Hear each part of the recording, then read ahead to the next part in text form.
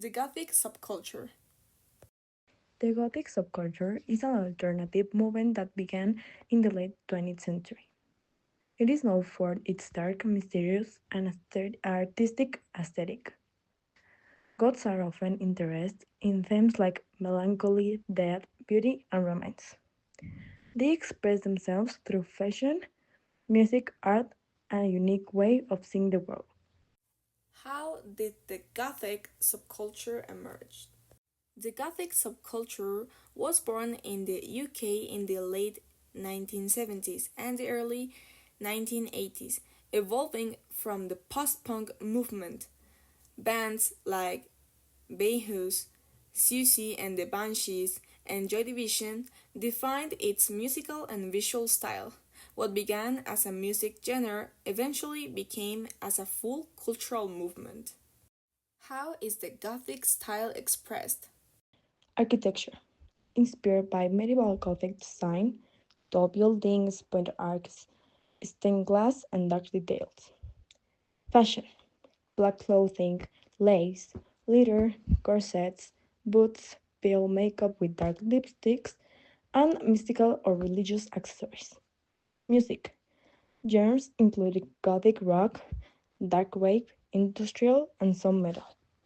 Art and literature, focus on the dark, emotional, supernatural, and romantic, influenced by authors like Edgar Allan Poe and dark romanticism. Now let's talk about types of goths. First, the traditional. It is the classic 1980s gothic rock style. Then we have the romantic, inspired by Victorian fashion and literature. The cyber goth style that combines gothic and futuristic rave aesthetics.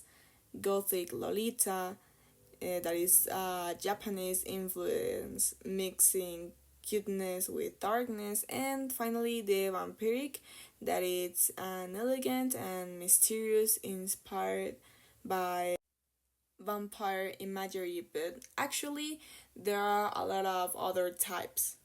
Philosophy and mindset.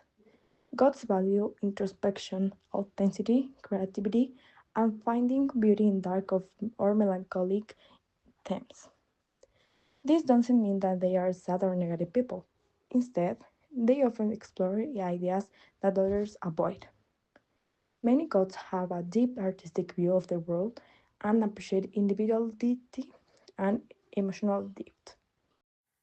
I'm gonna give this space to some myths and realities. The first one is that gods are satanic or dangerous, and the reality is that most of them are not associated with dark religions. It's more about an artistic expression.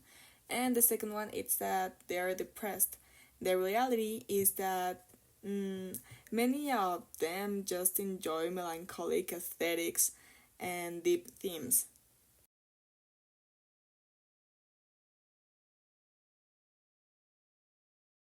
Modern influence. Although Gothic culture isn't as mainstream as the 90s, it still has strong influence today. Gothic fashion, music, and themes appear in the movies. As an example, we have Edward Scissorhands or Wednesday. It is also popular on social media platforms, but it tends to be confused with other subcultures. And finally, to conclude this, the Gothic subculture is much more than a fashion or a music preference. It's a way of seeing the world with depth, art, and emotion. Even though it's often misunderstood, it remains a community that values individuality, creativity, and true self expression. Learning about the goth culture helps us to understand the cultural diversity, and respect different ways of living and feeling. That was all for our part, and thank you for watching our video.